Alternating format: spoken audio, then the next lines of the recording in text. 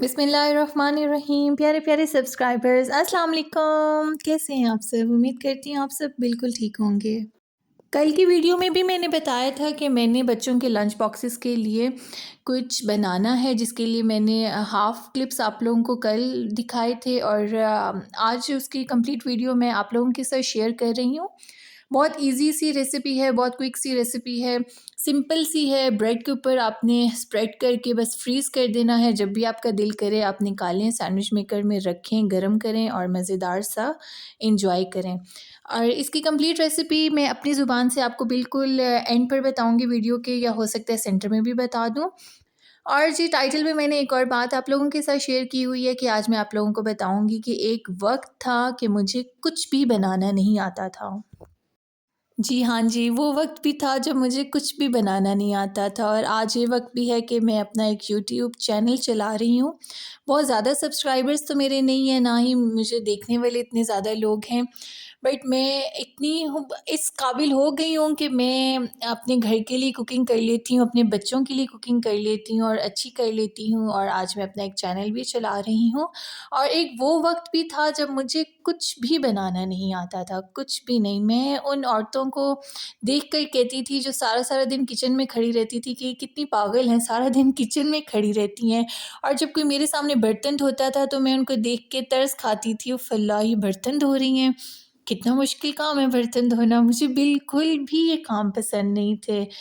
Kitchen में जाना मुझे पसंद नहीं था, मुझे किचन में जाकर पानी पीना पसंद नहीं था। इसकी सबसे बड़ी वजह ये भी थी कि मैं बहन-भाइयों में सबसे बड़ी थी। मैंने बस ऑर्डर देना होता था, मेरे से जो छोटे मेरे बहन-भाई हों मुझे पानी भी ला के दिया करते थे।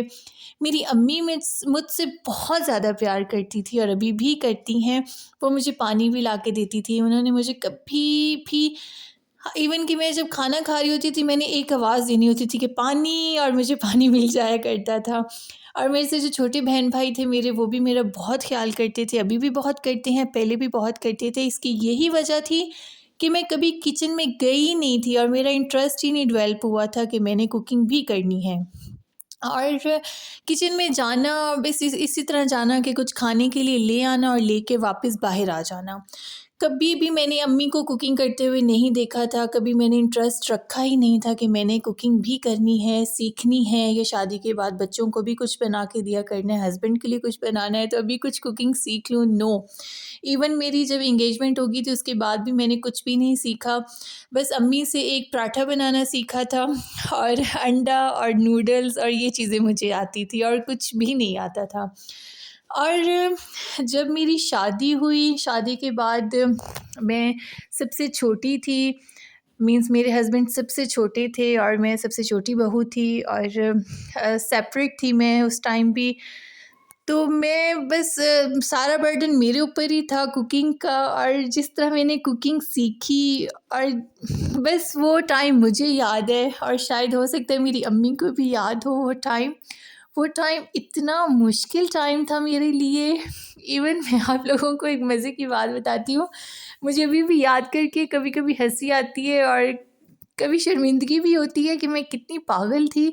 जब मैं अपने इन-लॉज़ में फ़र्स्ट टाइम किचन में गई थी तो मैंने आग लगा दी थी, और अभी भी मुझे कभी-कभी सोच के ना शर्मिंदगी होती है। वो इस तरह मैंने आग लगा दी थी कि मैंने कभी माचिस जलाई ही नहीं थी, मुझे पता ही नहीं था कि माचिस किस तरह जलाते हैं और मैंने फ्लेम को ऑन करके गैस मैंने चला दी थी, और मैं माचिस को रगड़ी जाऊँ, एक माचिस टूटी, एक स्टिक टूटी, दूसरी टूटी, तीसरी टूटी, और जब चौथी चली तो मैंने जब ऊपर फ्लेम के ऊपर जब माचिस रखी तो एकदम ब्लास्ट हुआ, इतनी ज़ोर से ब्लास्ट हुआ कि वो कितनी देर से तो गैस चल रही थी और मैं माचिस के साथ लगी हुई थी।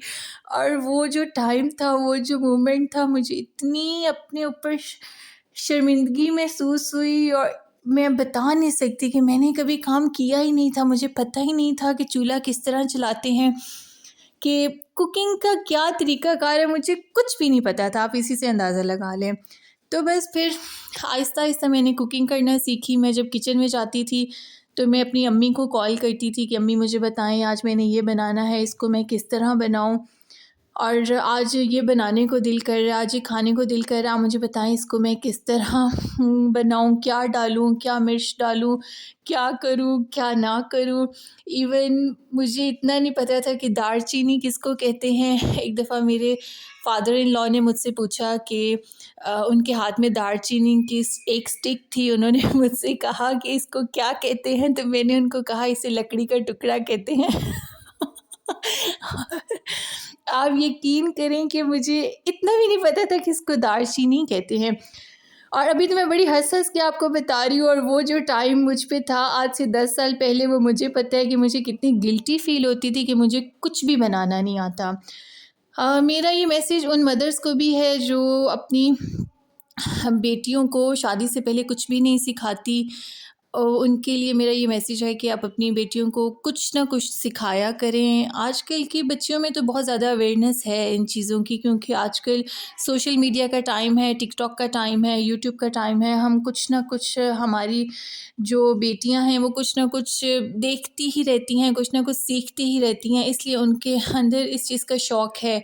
हाँ, कुछ बच्चियों के अंदर शौक़ नहीं होगा, कुछ मदर्स के अंदर ये अवेयरनेस नहीं होगी कि हमने बच्चियों को सिखाना है। तो मैं तो यही कहूँगी कि आप बच्चियों को इतना सिखाया करें ताकि अगले घर जाके उनको प्रॉब्लम ना हो। मेरे ऊपर एकदम बहुत ज़्यादा बर्डन पड़ा था कुकिंग का, बहुत ज़्यादा। मेरे हस्बैंड ने मुझे बहुत ज़्यादा सपोर्ट किया, उन्होंने मुझे कभी भी नहीं डाँटा, कभी भी नहीं डाँटा कि तुम्हें कुकिंग नहीं आती या तुम कुछ बना नहीं सकती। बस मैं शुरू-शुरू में चाय भी नहीं अच्छी बनाती थी, मुझे पता ही नहीं था कि इसमें पत्ती चाय में कितनी डलती है, इतने कप हों तो कितनी पत्ती डलेगी, कितना सब कुछ डलेगा। बस मैं आपको क्या बताऊँ, मैं बहुत निल थी बहुत ज़्यादा इन चीज़ों में ना। एक दफ़ा मैं आपको बताती हूँ, मेरे हस्बैंड ने मुझसे फ़रमाइश की थी कि कढ़ी बनाओ। मेरे हस्बैंड ने जब मुझसे फ़रमाइश की कि कढ़ी बनाओ, तो मैंने अपनी अम्मी को कॉल की कि अम्मी आज मेरे हस्बैंड की फ़रमाइश है कि कढ़ी बनाओ। तो अम्मी ने मुझे सारा तरीक़ाकार बताया, तुमने इस तरह कढ़ी बनानी है, ये करना है। जिस तरह मुझे अम्मी बताती गई मैं उस तरह कढ़ी बनाती गई। बट मैंने कढ़ी बना तो ली थी, उसकी शक्ल बहुत अच्छी थी, और मुझे तब खाने में भी नहीं पता चलता था कि ये चीज़ अच्छी बनी है कि नहीं बनी, क्योंकि मैं बना के थक जाती थी। जब खुद खाने का टाइम आता था तो मैं खाती ही नहीं थी। जब मैंने कढ़ी बना ली तो मेरा बिल्कुल भी खुद नहीं दिल किया कि मैं उसे खाऊं, क्योंकि मैं सुबह से कढ़ी बनाने में लगी हुई थी और शाम को जाके कढ़ी बनी थी। जब डिनर टाइम मैंने अपने हस्बैंड को सर्व की, मेरे हस्बैंड ने खा ली और मेरे हस्बैंड ने बहुत ज़्यादा तारीफ़ की, और मैं बहुत सेटिस्फाई होगी कि लगता है मैंने बहुत अच्छी कढ़ी बनाई है, मैं एक्सपर्ट हो गई हूँ, पहली दफ़ा में ही कढ़ी बनाने में मैं एक्सपर्ट हो गई हूँ।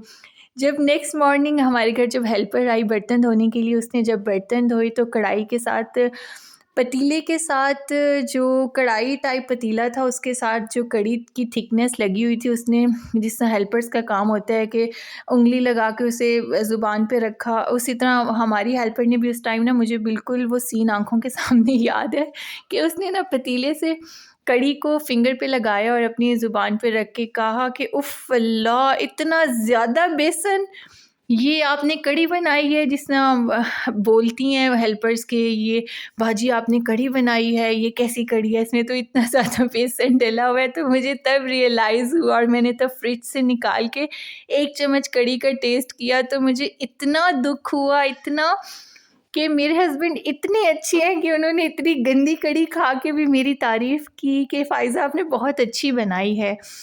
तो बस इसमें हस्बैंड्स का भी रोल होता है कि वो अपनी अम, अपनी बीवियों को ज़्यादा तंग, बीवियों को मीन्स बहुत ज़्यादा, हस्बैंड्स की मैं यहाँ पे बात कर रही हूँ, एक ही बीवी होती है वैसे तो अपनी बीवी को बहुत ज़्यादा प्रेशराइज़ ना करें। अगर उनको कुकिंग नहीं आती तो अपनी बीवी को आराम से बताएं, आराम से सिखाएं। अगर ख़ुद जानते हैं तो सिखाएं, अगर उनको बताएं कि आप टीवी से देख लें या आप यूट्यूब से सीख लें कुकिंग, या आप अपनी मदर से सीख लें, आप सीख लें।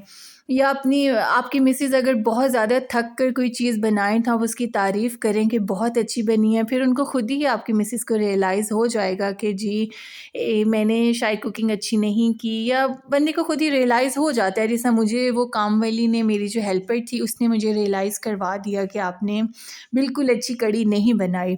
तो उसके बाद से फिर जो चीज़ मैं बनाती थी मैं टेस्ट करती थी, टेस्ट करने के बाद फिर मैं अपने हस्बैंड को सर्व करती थी। अगर कोई चीज़ अच्छी नहीं बनती थी तो फिर मैं उनको नहीं देती थी। इस तरह मुझे रोटी बनानी भी नहीं आती थी। मुझे याद है जब मैंने शुरू-शुरू में गोल रोटी बनानी, मुझसे गोल रोटी नहीं बनती थी, उसको मैं छुरी से काट के गोल करती थी और उसके जो लेफ़्ट ओवर्स थे वो मैं घर पर बस छुपाती फिर रही होती थी, कोई देख ना ले कि इतनी मोटी रोटी बनाई और मोटी रोटी इसने सारी काटी गोल। और बस बहुत वो मुश्किल टाइम था मेरे लिए ना जब मैंने कुकिंग सीखी। और आज अल्हम्दुलिल्लाह मैं सारी कुकिंग कर लेती हूँ, सब कुछ बना लेती हूँ। इवन जो मुझसे छोटे हैं वो मुझसे पूछते हैं कि आप आपने ये रेसिपी किस तरह बनाई, आप हमसे भी शेयर करें। इस तरह करके ना मैं अब तो माशाल्लाह बहुत ज़्यादा एक्सपर्ट हो गई हूँ, बहुत ज़्यादा। मैं बर्तन तो ऐसे धोती हूँ जैसे पता नहीं मैंने शुरू से बर्तन धोना ही सीखे हैं। अभी तो अब तो ये टाइम है कि मैं बर्तन सिंक पे रहने ही नहीं देती गंदा, और फ़ौरन मैं बर्तन धो देती हूँ। और एक टाइम वो भी था जब मुझे बर्तन धोना पसंद ही नहीं था कि मैं जिस खातून को बर्तन धोते हुए देखती थी, मैं कहती थी किस तरह बर्तन धो रही है बेचारी, कि मुझे तरस आता था देख के कि बर्तन धोना कितना मुझे मुश्किल लगता था। और बस वक़्त-वक़्त के साथ इंसान सीख जाता है कि उसकी ज़रूरत उसकी ज़िंदगी में किस चीज़ की ज़रूरत है, किस चीज़ की कमी है, वो इंसान फिर अपनी ज़िंदगी को बेहतर करने के लिए उस कमी को पूरा करता है। इसी तरह मैंने अपनी ज़िंदगी में इस चीज़ को इस चीज़ पर बहुत फ़ोकस किया, बहुत ज़्यादा, कि मुझे कुकिंग आनी चाहिए। क्योंकि पहले मेरा एक बेटा था, तब मोस्टली मैं सेरेलैक पे ही गुज़ारा कर देती थी बच्चों का। पहले मेरी शादी हुई, शादी के बाद फिर अल्लाह पाक ने एक बेटा दिया, और जब वो छोटा था तब तक तो मैं कर लेती थी मैनेज। कभी फ्रूट्स खिला देने, कभी मिल्क शेक पिला देना। बहुत ज़्यादा हम लोगों ने होटलिंग की, बहुत ज़्यादा मैंने और मेरे हस्बैंड ने। मेरे हस्बैंड भी होटलिंग के शौकीन थे, मैं भी बहुत ज़्यादा थी और अभी भी हूँ, बट अब हमने बहुत ज़्यादा कम कर दिया बच्चों की वजह से, क्योंकि बच्चे बाहर के जंक फूड्स खाने की वजह से बहुत ज़्यादा बीमार होते हैं। इसलिए फिर आहिस्ता-आहिस्ता मैंने सब चीज़ें ख़ुद बनाना सीखी और घर पर बनाना शुरू की। पहले एक बेटा था, फिर अल्लाह पाक ने बेटी दी, फिर बेटा दिया। इस तरह फैमिली भी हमारी बड़ी हो गई, और फिर बच्चों की नीड्स, बच्चों को तो बेवक़्त भूख लग जाती है और उसके लिए हर चीज़ मेंटेन करना, हर चीज़ मैनेज करना, हस्बैंड के लिए हर चीज़ मैनेज करना, नाश्ता, दिन का खाना, रात का खाना, गेस्ट आ जाएँ। अब जिस तरह मैं सेपरेट रहती हूँ, अपना घर है, मेरे घर गेस्ट भी आते हैं और मुझे गेस्ट के लिए भी प्रिपरेशन करनी होती है खाने की। इस तरह मेरी रूटीन इस तरह की हो गई है कि अब मैं सब कुछ बना लेती हूँ, अल्हम्दुलिल्लाह, अल्हम्दुलिल्लाह। और अभी जब मैं अपने बहन-भाइयों से मिलती हूँ, स्पेशली मैं अपने छोटे भाई से जब भी मिलती हूँ और उसको मैं याद दिलाती हूँ, और मुझे उस पर इतना प्यार भी आता है कि जब मुझे कुकिंग नहीं आती थी, अम्मी मुझे सिखाती थी फ़ोन पे कि बेटा ये चीज़ डालो, ये इस तरह करनी है, ये इस तरह करनी है। मुझे दालों के नाम नहीं पता होते थे कि ये कौन-सी दाल है, ये इस दाल को क्या कहना है, इस दाल को क्या कहना है। अम्मी मुझे सब कुछ फ़ोन पे बताती थी कि जो छोटी वाली दाल होती है इसे ये कहते हैं, जो ब्लैक वाली दाल होती है इसे ये कहती हैं, जो थोड़ी कटी हुई दाल होती है इसे ये कहती हैं। और अम्मी मुझे सब कुछ बताया करती थी फ़ोन पे। तो मेरा छोटा भाई है जो उस टाइम तकरीबन 6-7 साल का होगा, वो सब कुछ फ़ोन पे सुनता था कि अम्मी आप ही को सब कुछ बता रही हैं। तो वो फिर जब मैंने कॉल करनी, उसने कॉल उठानी, तो वो इतना परेशान होता था और मुझे अपने तरीके से बताता था कि आप ही प्रेशर कुकर लेके पानी डाल के, दाल डाल के, बीच में सारे मसाले डाल के कुकर बंद कर देना। तो अभी भी जब मैं उससे मिलती हूँ तो मैं उसे ये बात याद दिलाती हूँ और मुझे उस पे इतना प्यार आता है। मैं कहती हूँ कि मैंने कितना टफ़ टाइम गुज़ारा, और साथ मेरे बहन-भाइयों ने भी इस चीज़ को फ़ील किया कि आप ही को कुछ भी नहीं बनाना आता। मैं बहन-भाइयों में सबसे बड़ी थी और बाकी सब छोटे थे, और लाडली भी मैं बहुत ज़्यादा थी, इसलिए मैंने कुछ भी बनाना नहीं सीखा। और अब ये टाइम है कि अल्हम्दुलिल्लाह मैं सब कुछ बना लेती हूँ। और आपने अगर मेरी वीडियो देखी है तो आपको रेसिपी की भी समझ आ गई होगी कि यहाँ पर मैं बच्चों के लिए लंच बॉक्सेस की स्नैक टाइम में भी आप यूज़ कर सकते हैं। इसको फ्रीज़ किया हुआ अगर आप निकालें और तवे पे अगर घी लगा के बनाएं तब भी बहुत अच्छा बन जाएगा। अगर तवे पे नहीं बनाना, आपके घर सैंडविच मेकर अवेलेबल है, तो आप सैंडविच मेकर को गर्म करें। गर्म करने के बाद इसको बीच में रखें, थोड़ी देर वेट करें ताकि ये नरम हो जाए। नरम होगा तो आप सैंडविच मेकर को बंद करें और मज़ेदार सा गर्मा गर्म सा सैंडविच एंजॉय करें। अल्लाह हाफ़िज़।